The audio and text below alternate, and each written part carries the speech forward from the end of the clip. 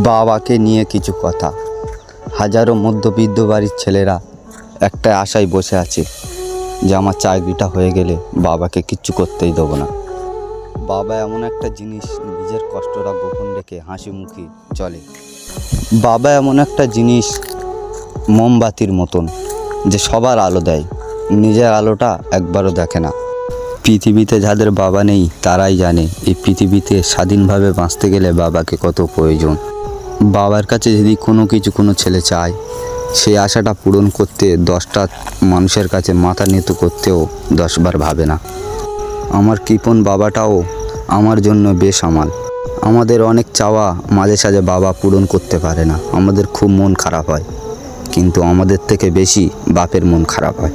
বাবা যদি কোনো চাহিদা যদি না পূরণ করতে পারে, বাবার উপরে রেগে যায় না, কারণ বাবা না থাকলে তখন বুঝবে নানা নানি চাচা চাচি কতটা স্বার্থপর।